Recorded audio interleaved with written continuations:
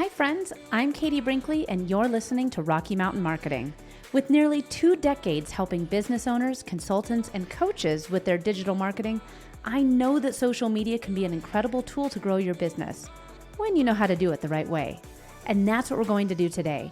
I teach you how to navigate the world of entrepreneurship and digital marketing, and hopefully you'll grow your business with a few great tips you wouldn't have known otherwise, and maybe even discover a great local business you love. Let's dive into today's episode. Now, for those of you that are regular listeners of the podcast, you know how much podcasting means to me. I love having this podcast, so much so that now I do 2 episodes a week of the Rocky Mountain Marketing Podcast.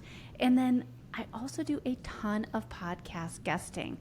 And I think that podcast guesting is something that a lot of us really haven't thought about as a lead generation. For lead gen, we tend to think of paid ads and Google search and SEO, but podcast guesting is a great way to get your name out there and grow your business. I've been on over 100 podcasts in the past 3 years, and it's done amazing things. I've built incredible connections. I've had amazing opportunities to really meet a lot of people.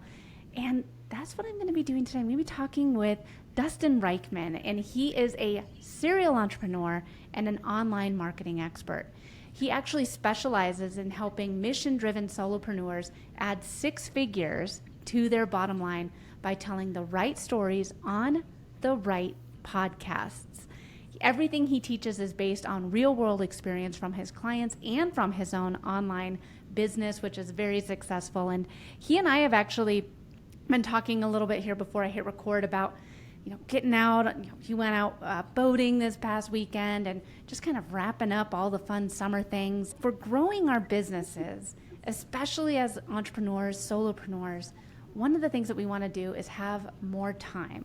And if you're guesting on podcasts, this is a great way to, 1, do networking, but then, like I said, grow your business. So I'm really excited for today's conversation with Dustin because he is going to tell us all his secrets for podcast guesting for profits.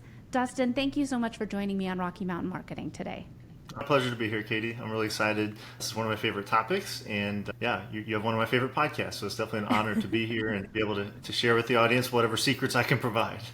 Yeah, well, and I feel like it is kind of a secret, Dustin, that so many people don't really even think about podcast guesting. When you talk about podcasting, they think, oh, I have to start a podcast? That seems overwhelming. So Right. Talk to us a little bit about how podcast guesting is. I feel like I kind of might have hyped it up a bit, but why do you think podcast guesting is such an incredible tool for your business? Absolutely, yeah. I don't think you hyped it up at all, actually. Okay, great. We're kind of on the same time frame. I got into this podcast guesting world about 3 years ago also. And maybe to give people context of like how I got into this and started to systematize it and really start getting strategic about it, I can just talk a little bit about how I got into it in the first place. In 2020, the notorious 2020, my COVID story was actually what pulled me into podcast guesting. I'm a partner in a physical products brand called Fire Creek Snacks. So we sell healthy meat sticks, basically. And a big part of our marketing for a couple of years was going to trade shows. We travel to trade shows. I've sampled like over 5,000 people toe to toe, like, try this meat stick and give me your feedback. It was extremely helpful and extremely tiring as an introvert, but very effective. In 2020, I was literally driving from St. Louis to Chicago to a trade show and got the call on the way there that it was canceled due to this weird, illness that was going around. And I was like, oh, this is not good. And I also had some marketing clients at that time. So I came back, and within the course of a couple of weeks, I lost half my marketing clients. Our entire marketing plan was kind of out the window with Fire Creek for how we were growing it through these trade shows. I thought, what in the world are we going to do? So sort of out of desperation, I knew that I had listened to a lot of podcasts and lots of founders were being interviewed. I thought there's got to be something to this. So in summer 2020, I pitched my first podcast, completed it. It was basically a business podcast talking about how we brought this product online. So a very untargeted audience selling $2 meat sticks, but it was like a huge success in my eyes because we sold some product. It helped me really start to refine the story and how to share this with people. As I did this over and over throughout the rest of 2020, what I realized is, I think you already alluded to in a big way, it was actually the relationships that grew out of that really changed my whole world. Not to over exaggerate, like literally now, when I think 3 years later, all of the online relationships I have pretty much all can go back and be traced to some podcast interview I've done, right? And it could be like you and I met through a mutual connection who found me initially on a podcast. So hopefully someone listening today will say, hey, I really like Dustin's story and I want to collaborate with Dustin, and they'll connect on LinkedIn and we'll have another chapter in the story. But it's a great channel and we can unpack all the reasons why. Direct sales being one, of course, but really that relationship building aspect of it, I think, is the magic. If there really is a magic, it's the intentional building of relationships through podcast guesting that build on the more obvious benefits like direct sales, SEO improvement, long tail sales. There's lots of reasons to do podcast guesting, but I really feel the relationships are where a lot of the gold are. Well, I love that you talked about how we both were, during 2020, decided to go all in on podcasting, because that's something that we all missed when we were working from our basements, working from our home offices, was going out and meeting new people. I know that for me, some of the podcast connections I've made have turned into friends. They've turned into business referral, like power partners.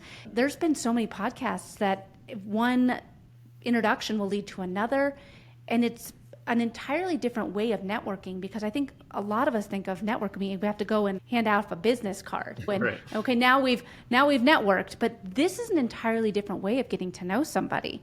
Dustin, you had shared your boating story. I've shared my technical difficulty issues with you. We know a little bit more about each other now. Right. That isn't going to happen just through a email introduction thread. There's a way of getting to know somebody in a more intimate way, like you said, by going on a podcast. And that's where a lot of people might not necessarily realize that the host is a great person to network with, and it might not just be for the business of the listeners.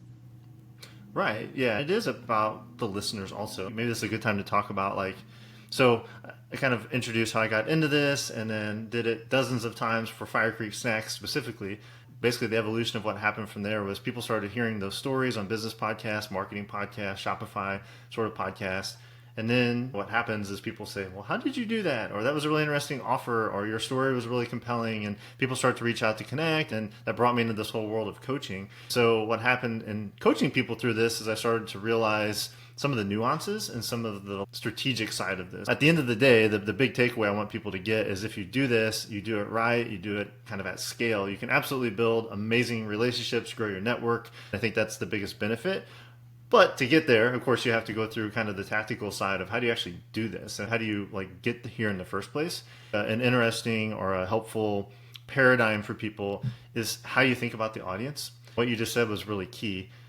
It's not just about the listening audience, and obviously they're the primary person. If I said, hey, Katie, I want to come on your podcast, the thing that you're going to care most about is how can I give value to your audience, right? So that's always first and foremost.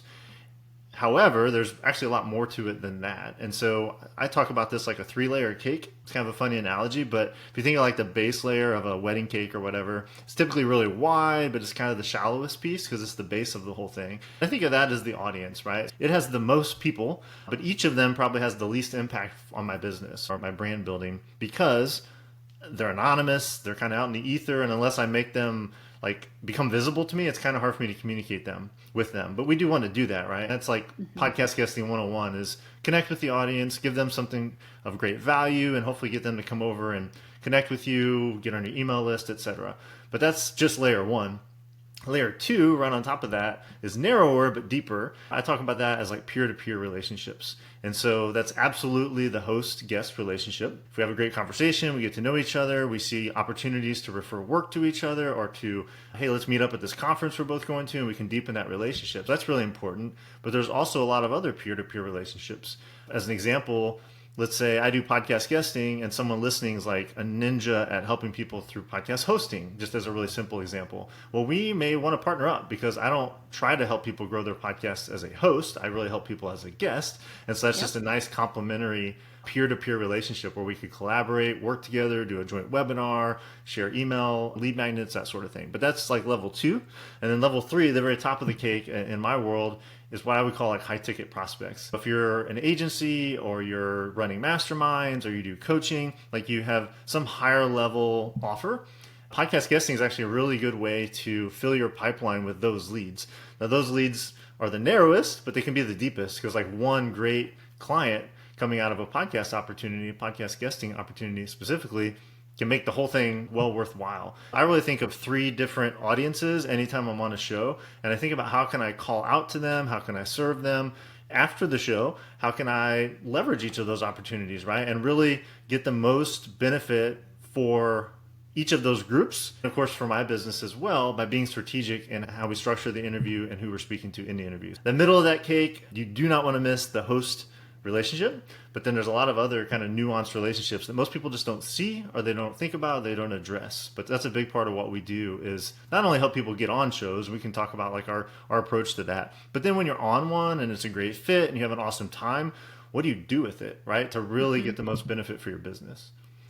I think that is one of the biggest things that so many people miss with podcast guesting. Like I said, I've been on over about 100 over the past 3 years. I've only been on like 70, and I'm the podcast guesting guy. But it's a lot. But I mean, I have an entire spreadsheet of the name of the show, the name of the host, when I shared the podcast with my email list, last time I talked to them, and I go through.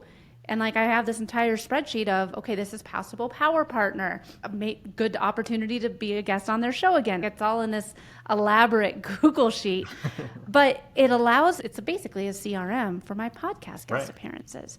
And it allows me to stay in touch with people because I can't tell you how many times I'm like, man, that was such a great conversation. I wonder how Dustin's doing or what he's even up to. Your business might have changed in a year from now. And you might be offering something else where, hey, I would be a great person for you to, again, come back on the show and talk about what you're doing. But if you don't have that continued relationship, you don't follow up and actually try and get to know who it is that you're on the show for, I think that you're missing out on a huge opportunity. Yeah, I mean, 100%. I have something similar, and I'm sure it's a little bit better than my massive Google sheet. I mean, what you have is actually exactly what I started with. Was very much like, again, I try to reach out to have a connection with the listeners and the audience and invite them over into my world.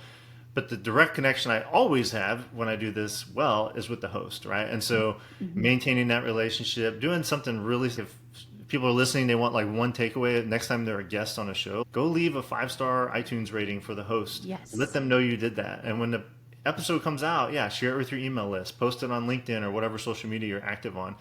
Believe it or not, and you're a host, you'll be able to probably confirm this. That's going to put you in like the top 5% of guests because so many people just don't do those sort of like basic things. Shocking. And it's going to make you stand out as a guest and be like, Katie's was an awesome guest. He left me a 5-star review. He connected me with another great guest. If you do that, even those basic things well, it's going to definitely take that relationship to a much deeper level and open up more opportunities for you to do further guesting. And again, I think you would attest to the fact that as there's 2 million podcasts, it's this massive world, but the reality is this is an extremely tight-knit community.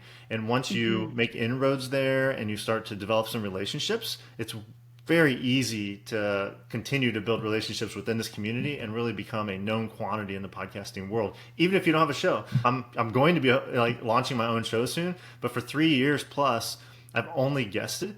Yet I'm speaking at PodFest. I'm speaking at other events in the podcasting industry. I'm speaking at PodFest. We should get together at PodFest. We'll be there in Orlando 2024. Yeah, January 2024. Yep. I will see you there. I'll be there speaking about guesting. But just as an example, I went there last year. I didn't know anyone. I got to know Chris, the organizer of the event. I got into some really cool rooms, met some really like profitable, great partners for my business. So this year, like I've capitalized in a really cool, big way from just showing up as a unknown guest, attendee at PodFest. And a year later, I'll be speaking there. I know the owner, and that just speaks to the power of the community and just being of value to people and being cool and making introductions. Like it's a very rich connected community to be a part of. If someone's a little Yeah. shy and they're like, yeah, I don't know, I definitely encourage people to make that leap and be a guest, because it's very approachable, and we can talk about the process and kind of how this works, but it's definitely something you can do if you're a business owner, and there's zero downside, right? It doesn't cost anything. You're going to build some good relationships if you even do it, halfway right. There's so much upside. That's what's cool about it. I talk a lot about the analogy of like planting seeds with relationships, reaping and sowing, this idea that every podcast I'm on, I'm planting a bunch of seeds, right? With the listeners, with the hosts, with the other guests, and these other strategies that we use. What's cool about that is some of those seeds will sprout right away. Maybe someone will like buy a coaching program or join my mastermind. I'm like, wow, that was great. In the previous business, buy a meat stick, like great. Someone bought a Fire Creek snack. But then a year later, 2 years later, like these other really crazy things can happen, because these Yep. seeds sometimes take a while to sprout, but when they sprout, it's like the proverbial mustard plant or the bamboo shoot. It's like, where'd that come from? And like Yeah. Fire Creek, we're in Walmart. We've had like $500,000 purchase orders from the largest subscription box company in the country, all because I was on a podcast that led to a relationship, that led to an introduction, which led to these crazy opportunities that I could Yep. never predict in advance, but they would have never happened had I not planted the seed by being on those shows. Exactly. You said it yourself. The opportunities that have happened because of podcasting, and in your case, podcast guesting, are astronomical. If listeners are sitting here saying like, all right, you guys have sold me on how amazing it is to be a guest on a podcast, how do I even get on a podcast? And which podcast should I search out? How do you find these podcasts that will have me on? Absolutely. So I think it'd be helpful. I'm going to really quickly talk about like the 5 steps, the strategy we always use. It's a 5-step framework. I think that'll give people a lot of context. And step 2 in that is actually finding the right shows, right? But before that, step 1, and these are 5 P's to hopefully make them easy to remember. So I'll just go through them and I'll go back to each one real quick. Number 1 is purpose. Number 2 is plan. Number 3 is pitch. Number 4 is perform. And number 5 is profit, which is my favorite P. There's 5 P's. And so we start with a plan, and that's getting really specific about why would you want to be on a podcast in the first place, right? So depending on your business model, depending on your goals for the year, it could be just email list growth. It could be, I want to connect with an influencer. I just want the relationship with the host. Like that could be a totally valid reason to land a guesting opportunity. There's lots of different reasons to be on it. On a show, I always start with that, because people immediately start saying, which show should I be on? And be like, what do you want out of it? That's going to tell me a lot more about why you should do it. So we always work with the founder or the solopreneur, and we really get clear on like KPIs, measurable results. What do you want out of this channel? That's step 1. And then step 2, which is plan, is basically, okay, now I know what my goals are and what I'm trying to do. Now, which shows will meet those goals, right? We have a whole process for this, but a really cool tool that anyone could go play around with right now is listennotes.com. It's a free tool. It's basically Google for podcasts, right? So if you put in Katie's we are name, a top 1% on yes, Listen Notes. there you go. Yeah, and then you can see like relative ratings for different size shows. But it's cool about it, if you put in my name, you're going to see all the shows I've ever been on. If you put in Katie's name, you're going to see all the shows she's been on, as well as her own episodes. You can put keywords in there. It's a really fun tool to start like discovering opportunities. That's step 2 is plan. We go through a whole process of grading them and estimating their size, and then we have a whole prioritization spreadsheet we use. But in a basic sense, it's like finding the shows that would serve my business needs and where I'd be a good fit. Like where could I come provide unique value and fill like a content gap for that host. That's step 2 is plan. Step 3 is pitch. The reality is you and I got introduced to each other, and that was great. But 90% of the time when someone's on a podcast, it's because they asked the host to be on it, right? There's this mystery where everyone's like, well, they must have been at a conference together, or they're childhood friends, and that's how they got on. That's how they got interviewed. No, for the most part, people are pitching the shows, but not pitching them in a cold, icky, gross way like most people would think, like doing it in a warm, cool, compassionate, compelling way.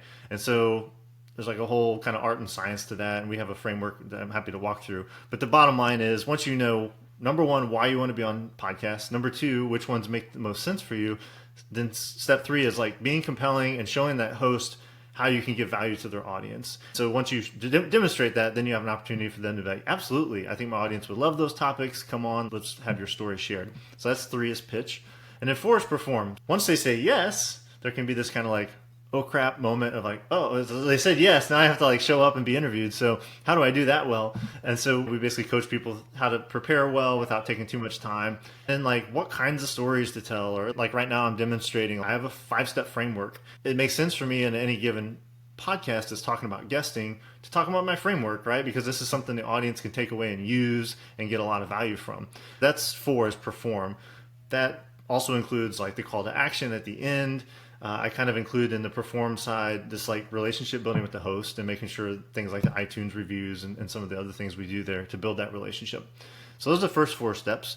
And then now you've got these podcasts getting published and released. Then there's that 5th P, which is profit. So I love conversation. I love being interviewed. But for my clients, I really want an ROI, right? And so to get an ROI, Yeah. you have to be very intentional about, great, as these things are published and we have these great content out in the world, how do we leverage that to meet our business objectives?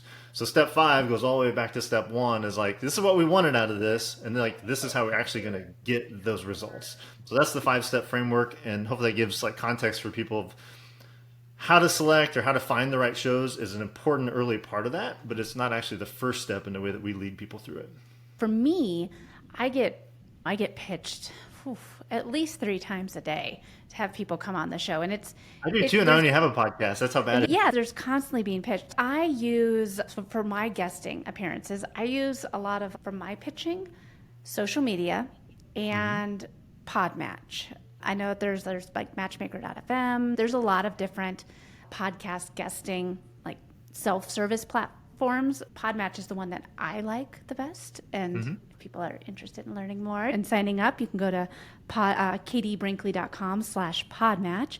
Love to have you sign up with my affiliate link. But I've been using them for the past 2.5 years. I was using Podit before that. Now talk to us a little bit about doing it yourself, because like you said, you have to have a good pitch. And then just if you're like, I don't want to do this, why should somebody hire a service to pitch for them? First, tell me how I can have a good pitch so I can get on more podcasts, and then we'll follow up with how can an agency help? Absolutely. I have impassioned opinions about podcast booking agencies. So let's set that aside first. First, just talk about like, how do we pitch? And this kind of goes back when I started doing this stuff with Fire Creek. The first 12 shows I pitched, I got on, and they all said yes, 1 email. I was kind of shocked by that. I think part of that was the timing. It was COVID. A lot of people were like, hey, we can't do anything. Let's like pile on new podcast interviews. But I was on like the Side Hustle Show and Bigger Pockets, and ultimately I was on Digital Marketer. I was on some like sizable shows with this approach. Really what it comes down to, I talk about it in terms of an email. But to your point, like if you get this master email template, you can then take that in different forms depending on you and your audience, right? It could be, you could take the email in chunks and do DMs on LinkedIn as an example, or even a quick video on Loom and send that to the host. Don't get married to the format or the medium, but the structure of the content is really important. We teach this, and the way I've always done this is basically in 3 pieces. So if you think of an email, the first piece of it is relational anchor. So it's the idea that if I'm reaching out to Katie and she doesn't know me, how am I going to immediately let her know I'm not a random weirdo from the internet? How am I not one of those other 3 people that are pitching her cold? So the way that you do that is you have relational anchors, or meaning like things that show that I'm not a stranger, things that show that I care about you. I'm probably going to flatter you if I can and talk about how much value I've gotten out of a specific episode, or if we both live in the same state, or I'm like, hey, it's the Rocky Mountain Podcast. Hey, I was in Breckenridge last summer with my, there's some connection to this host that you can make. Depending on how much bigger you feel like they are than where you're at or whatever, you might put more effort into this than others. But at the basic level, a couple relational anchors, again, referencing an episode, not just generically scraping the most recent episode and saying, I really enjoyed your episode of, and then put the title, and we all get those emails. It's like the wrong font and all that. But legitimately looking at the other guests, and maybe I know one of the guests, or maybe there's a topic that means a lot to me because it's part of my like personal history or something, and referencing that as like a relational reason to reach out. That's number 1, is relational anchor. Then you get right into the heart of the message, which is what's in it for the person reading it. That's the second section, is what's in it for Katie in this example. As a podcast host, what's in it for Katie is what's in it for her audience. So in this scenario, like it's all about how can Dustin provide value to the Rocky Mountain marketing audience. If I said, hey, I've got over 200 clients with podcast guesting. I've generated over $2 million for my Snack Stick brand with it. I love to teach it, and here's what I can teach your audience. The simple 5P framework that, and like this podcast pitch framework, which gives us, 60% acceptance rates with a single outreach. These types of bullet points would draw someone in and be like, wow, this is unique, it's curiosity inducing, this is compelling. Like, basically you want the host to read this and be like, holy moly, Dustin just like wrote the show outline for me. This is gonna be a great episode. It makes it way easier for them to say yes. So that's the second piece is like, what's in it for the audience? Yeah, go ahead. This is just the second piece. Yes. With these emails that you're sending, you've said, this is how I relate to you. Yes. And this is like our connection building. This is a show that I've listened to and the takeaways I have. These are the valuable tips that your audience is going to walk away with. Yep. We're only at the first two parts of these. And, Right. and these are for, you've been on Bigger Pockets. You've been on digital marketing podcasts. Those are some big podcasts with large reach. Are you emailing the producer? Are you emailing the hosts? Are you just going to their podcast page to find how to get in touch with them? I think that is one aspect too, where if you want to get on some of these bigger shows, what you're laying out here, Dustin, is it takes time. You have to research who to get in touch with. We've only touched two of the P's of the process. Yeah, I definitely want to address that. The third one's really simple because the third piece of the message is just a simple call to action, right? So we've laid out that we're not a random weirdo. We actually care about you. I know something about you. Then we transition in what's in it for your audience if you were to let me on your show and let me tell my message. And then it's a really simple call to action. I love to use, are you interested? With simple, are you interested with the question mark? If you're reading that, it's hard to say no to. It's easy to say yes. Like, I'm not saying, here's my link, let's schedule an episode. It's like, are you interested? And you could then respond with no, but you're more likely going to say, tell me more, talk to my producer, go fill out this application, let's have a discovery call. You have options for how to take the next step. I leave it as a very open door for you to communicate back that, yeah, this is interesting. Let's do this, or let's move forward in whatever's most appropriate. So yes, the three pieces are the first time you ever do it, it takes some time, and we coach people through it, and we help them get really compelling bullet points for that middle piece. That's really the key piece. The great news is as long as you stay kind of in the same target market, the second and third piece of that message remain identical, right? Like, you might customize a few of the bullets if like there's some nuance about the show, but for the most part, the value you're going to provide and the call to action stay the same. What has to be customized each time is that opening part, because I'm not going to have really any success if I send the same generic opening paragraph to everyone. That I feel pretty passionate that you want to customize that. In the beginning, I did all that myself. Now I've got a virtual assistant that's very capable of doing that. I'm not having to do that on my own. But so let's set that aside. So we've got like this master template. We could use it in different formats. We could use it as DMs, as videos, however we want to present it to a given host. Your follow-up question is a really good one, is who do you actually send this to? Most of the time, I'm sending it directly to the host. And there's tools to find their email addresses, and we can talk about that if you want. In some cases, I am sending it to the producer. And it's usually pretty obvious if you go to their channel, or you listen to a show, or you look at their RSS feed, or you look at LinkedIn, or you look at the page on their website that hosts the show. They're probably going to either say, if they kind of lead with like, our producer is Jeremy and Jeremy handles all our stuff, well, I want to reach out to Jeremy. If it's not that, then I'm probably going to just try to reach out to the host directly. I've had a lot of success with that. All the ones I've been on, I'd say like maybe 10% has been going to the producer, 90% has been going straight to the host. And I also want to say, just to make this really clear, what I just described is for kind of higher value targets, if you will. Podcasts that you aren't just going to get an easy yes. I also use Podmatch. I love the software. I'm friends with Alex. I know you are too, the founder of it. I feel like if you're a beginner, especially, and you're like, I haven't ever been on a podcast, or I've only been on a handful, and you want to get in more reps, a service like that is like a matchmaking service. Do that. You don't even have to have a pitch, right? Basically, you say, hey, I can provide some value to your audience. You already know the host is looking for guests because they're on the platform. It makes it way easier. Yep. But once you kind of transcend that, and there's like a specific show, they're like, man, if I could get on a digital marketer, like that would be huge. That's exactly what I want for my credibility or whatever my goals are. Well, they're not on Podmatch, right? So then you've got to use these other techniques. That's kind of like the graduate level is like doing the cold pitch to a big show, but there's definitely like lesser intimidating ways to get on shows that aren't like those kind of pinnacle shows that you're trying to reach. And I think that too, with having, you should have I guess I want to say like a dream list. Yes, exactly. Look at some podcasts, listen to them.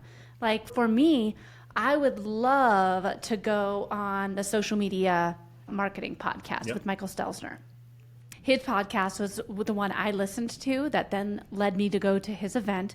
And after that event, everything for my business changed. Being able to be like, look, I listened to your show, I went to your event, and here I am 4 years later with a successful social media agency. And it all started, so I mean, that would be like a dream podcast. And that would be a very compelling pitch, right? That was actually basically my pitch to digital marketer. It was like, hey, in 2015, I went to my first digital marketing event. I was a full-time engineer. In that room, I decided I want to do this full-time. It took me 2 years because I had a family and I was a sole breadwinner with 3 kids. But by 2017, I left engineering and did full-time digital marketing because of the spark that you guys provided. That was like the intro to the podcast. It's like I was a success story of digital marketer, and that's one of the best relational anchors. Now, we don't have a lot of those to draw from because how many astounding success stories do you have? But you have a great one for social media marketing as an example. That's a great relational anchor. Who can compete with that? You literally, their podcast drove you into this industry, and now you have a very successful agency and you have your own podcast. Who would not want to interview someone who's one of their best case studies? That's a really great example true, of a great relational. Well, I know what I'm doing after this episode. Yeah. Let's craft that pitch to Michael. Yeah. Well, and man, Dustin, this episode has gone by so fast. This has been such a great conversation. I feel like we've only just like hit the tip of the iceberg with all of the great insights that one, that you have on podcast guesting, but two, on how podcast guesting really is a game changer, and it opens up so many different opportunities for you. The biggest thing I would recommend for podcast guesting is to just have a good microphone. Yes. When I show up to a podcast, like pre-call, and I show up with this, I feel like it doesn't matter what she says. She knows what she's doing. Yeah. And having the setup, just a good microphone is going to do wonders for you getting on more shows. But make that dream list. You said that there's tools where you can find who to get in touch with. If you have a VA or an assistant, that can be a task for them to do, is to try and find the emails. Once you build out that template, it takes a little bit of work at the beginning, but I think build out that list, get started on tools like Podmatch. I have a Spotify playlist of all of my appearances. So if you want to hear like 3 days worth of Katie Brinkley talking, you can, but you can build that up so that way you can share your best episodes with these bigger podcasts. Yeah. Dustin, any final tips that you think that listeners should walk away with as we wrap up this episode? I think one, because I know you have a lot of listeners who either have like agencies or they're entrepreneurs and they only got like a couple clients from the strategy, it would like make their year. Like they have these really high value clients. So like a strategy we didn't talk about, but something to kind of like leave people with thinking about is think about all the other guests on a given show and how they could feed your business, right? So one of the strategies we use all the time is if we're on a podcast, we'll then look at who are all the previous guests, and podcasts are evergreen, right? So there's like new people being interviewed all the time. So my virtual assistant, one of their key tasks is to like basically look through those lists and keep looking at them and saying who would be a great potential client, who would be a great referral partner. And then the third bucket is like who has a platform, who has another podcast, or who has a huge Instagram following, or whatever is most appropriate for your business. Now you have a really warm reason to connect with that person and reach out. This whole idea of networking, the way that we like to set this up with people, it's like a marketing flywheel. It is a lot of effort. Those first 5 shows, you have to cold pitch and you have to get these reps in. But the beautiful thing about this approach is once you get that going, it actually builds its own momentum. It's just awesome because it's like now I don't really pitch anyone. I get on shows. It's relationship driven because I've done it enough times. I'm sure you have the same experience where now you're invited on, or hey, like, a strategy for you, the first thing I'd be looking at is which shows have I been on that Michael Stelzner's been on, and then that would be my opening line. Hey, Michael, I noticed you were on this show. I was on there too. So great to be connected. You may not realize this, but your show actually inspired my entire entrepreneurial journey. We could write this pitch, but like that whole idea of looking at guest lists, that's like another reason when we're talking about like why show selection It could be the host, and it could be like their guest list. Man, if I was on that show, look at all the people that would open up relationships to, and that could be a really compelling thing. That would be my kind of my teaser for people to like really think a little deeper about podcast guesting opportunities and some of the ways you can leverage them.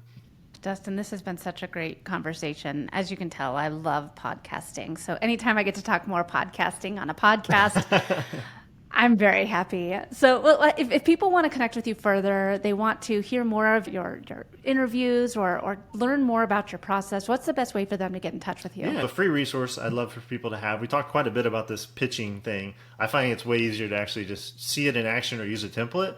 So if people go to Podcast Pitch Playbook, it's a mouthful, but podcastpitchplaybook.com, that's going to take them to a page on my site where it's like an over-the-shoulder video of me creating a pitch from scratch. And it's Google Docs of literally like my most successful pitches. They can just copy and paste them as starting points. So like the Bigger Pockets pitch is on there, the Shopify Masters, which is like the Shopify podcast. The actual pitches we wrote to get on those shows are there for people to copy and use. So podcastpitchplaybook.com would be my call to action. But aside from that, simplesuccesscoaching.com is our home base, and very active on LinkedIn. That's my social media platform of choice. So if people look at my weird last name, I'm the only one on there. That's Dustin Reichmann, which is Riech. If you ping me and connect on LinkedIn, I'd love to have a conversation with people there.